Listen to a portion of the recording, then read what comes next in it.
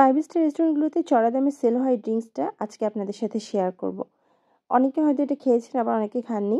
বাসায় কিভাবে খুব সহজে এই ড্রিঙ্কসটা বানাতে পারবেন সেই রেসিপিটা আজকে শেয়ার করব। আর গরমকালে এই ধরনের একটা ড্রিঙ্কস পেলে কিন্তু মন প্রাণ কলিজা জুড়িয়ে যাবে। বানানোর জন্য খুব বেশি কিছু লাগবে না, বাসায় থেকে উপকরণ দিয়ে খুব সহজে বানিয়ে নিতে পারবেন। আর অল্প পরিমাণ দিয়ে বেশ অনেকজনকে সার্ভ করতে পারবেন। এর জন্য প্রথমেই লাগবে আমাদের চা পাতা। চা পাতার পরিবর্তে টি ব্যাগও ইউজ করা যাবে, যে কোনো ব্র্যান্ডের চা পাতা দিয়েই করা যাবে।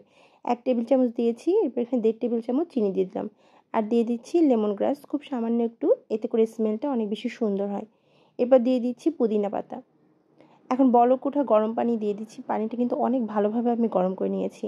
এখানে 250 ml একটু বেশি পানি দেওয়া আছে। সবগুলো নেড়েচেড়ে দিচ্ছি, এতে করে চিনিটা যেন ভালোভাবে গলে যায়। একটু সময় ধরে নেড়েচেড়ে দিলাম চিনিটা ভালোভাবে গলে আসা পর্যন্ত। এখন এটাকে রেস্টে রেখে দিব 10 মিনিটের মতো। চা পাতা কিন্তু অনেক বেশি পরিমাণে দিতে যাবেন না, এতে করে তিতা হবে, খেতে ভালো লাগে না। অনেক বেশি কড়া হলেও ড্রিঙ্কসটা খেতে একদমই ভালো লাগে না। 10 মিনিট পর এটাকে নেড়েচেড়ে আমি একটু ঠান্ডা করে নিয়েছি। একদম ঠান্ডা করে নিয়ে তবে এটা আমরা ব্যবহার করব। একদম ঠান্ডা হয়ে গেছে, এখন এগুলো ছেঁকে নেব। যেহেতু এটা চা পাতা দিয়ে করা, এটা খাবার সময় কিন্তু বেশ একটা রিফ্রেশমেন্টের কাজ করে। আর চা পাতার লিকারের স্মেলটা বেশ ভালো লাগে, খেতে কিন্তু ড্রিঙ্কসটা অনেক বেশি মজার হয়। একটু নেড়েচেড়ে ঠান্ডা করে নিলাম, যেহেতু এটা অনেকটাই গরম ছিল। আমি একদম নেড়েচেড়ে ঠান্ডা করে নেওয়ার পর এখন এগুলোকে ছেঁকে নিচ্ছি।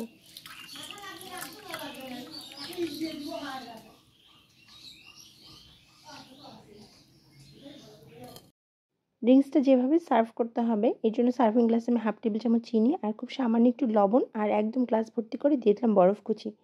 আর এখানে লেবু পাতলা স্লাইস করে কেটেছি 5 থেকে 6 টুকরো। এরপর দিয়ে দিয়েছি বানিয়ে রাখা সেই লিকারগুলো। খুব বেশি পরিমাণে দিব না, অল্প পরিমাণেই দিতে হবে। এখন দিয়ে দিব লেবুর রস। একটু বেশি পরিমাণে লেবুর রস দিতে হবে। এই 1 গ্লাস ড্রিঙ্কসের জন্য আমি 2 টেবিল চামচ লেবুর রস দিয়েছি। আর একদম ঠান্ডা করে তবেই কিন্তু দিবেন, নাহলে লেবু দেওয়ার পর তিতা হয়ে যাবে, যা খেতে ভালো লাগবে না।